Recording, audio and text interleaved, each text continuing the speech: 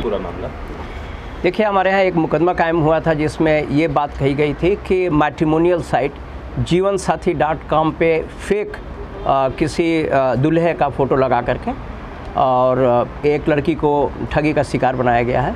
हम लोगों ने पूरा इन्वेस्टिगेशन किया तो ये चर्चिल नाम का व्यक्ति इसमें गिरफ्तार हुआ।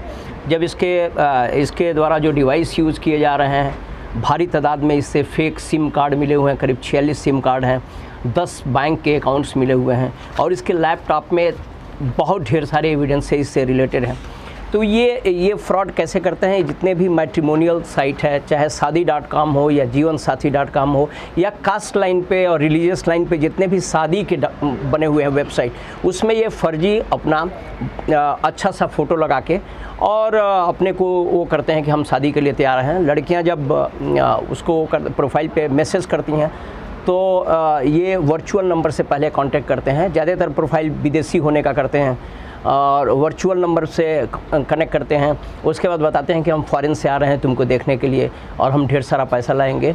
जैसा इस केस में इसने कहा था कि हम 50,000 पाउंड लेकर के ब्रिटिश से चल रहे हैं, इंग्लैंड से चल रहे हैं।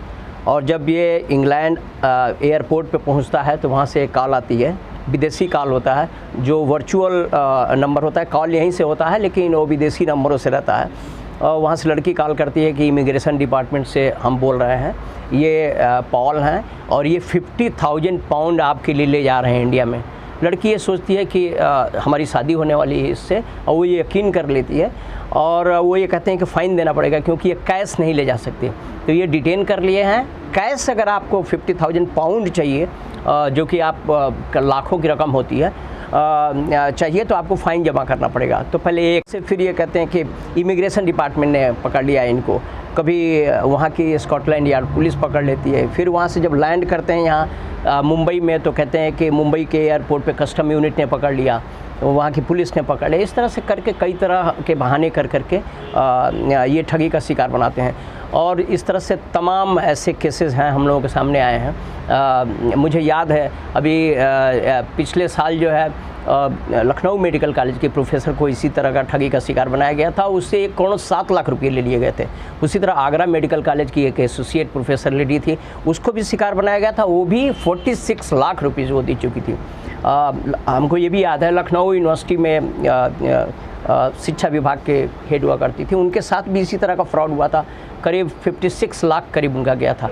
तो ये सोशल मीडिया पे अपना अकाउंट बनाते हैं। पहले सोशल मीडिया पे आपको अध्ययन करते हैं और फिर आपको लिंक भेजते हैं शादी का और आपसे विदेशी नंबरों से चैट करते हैं, व्हाट्सएप से या मैसेंजर पे चैट करते हैं। आदमी को यकीन हो जाता है कि ये सही है और बाद में वो ठगी के शिकार हो जाते हैं।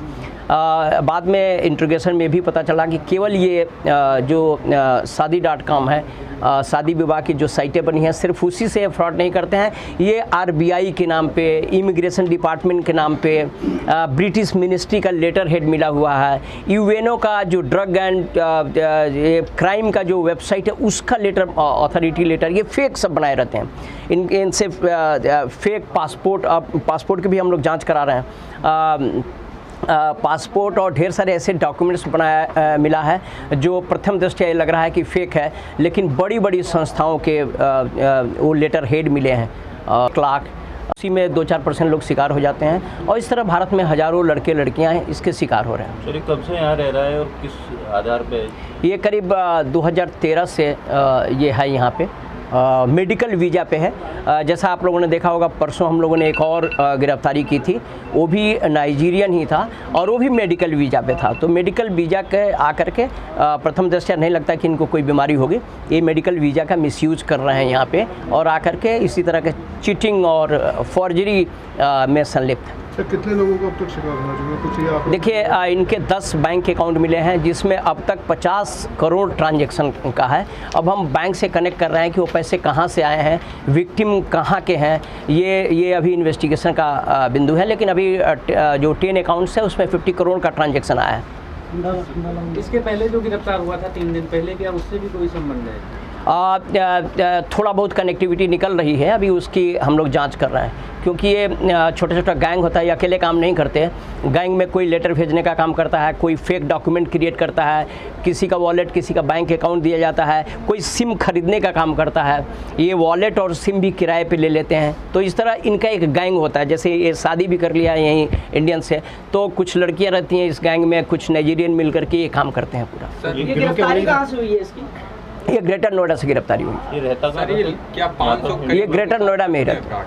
500 से ज़्यादा कितने समय से रह रहा है ग्रेटर नोएडा में सर? क्या चीज़? मतलब इन्होंने कितने एक मोटा देखिए एग्जैक्टली अब हम लोगों के जो बैंक ट्रांजैक्शन मिला है उससे अब हम ये करेंगे कि ये पैसा कहाँ से आया है, तो अभी हमारे लिए ये इन्वेस्टिगेशन का विषय है। ये ग्रेटर नोएडा में कब से रह रहा सर है? इसके लैपटॉप से कुछ डेटा वगैरह मिला? ये मैंने देखा था इसको, ये मेडिकल वीज़ा पे है लास्ट 4 ईयर से, तो इसका हमने एक वीज़ा देखा था।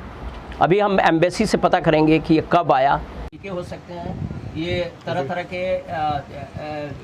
ओपन सोर्स में ट्यूटोरियल पढ़े हैं, उसका अध्ययन करते हैं जैसा कि ये बता रहा था, और ये बुक्स भी इसी की यहाँ मिली है।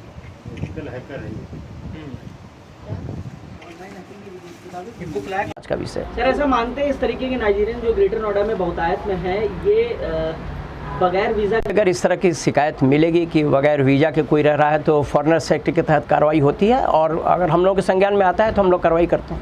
सर गिरोह के और लोगों की होने की संभावना है क्या? बिल्कुल, कुछ नाम पते हमारे पास आ गए हैं और शीघ्र उनकी भी गिरफ्तारी होगी। सर इसके लैपटॉप से किस तरीके का डेटा मिला है?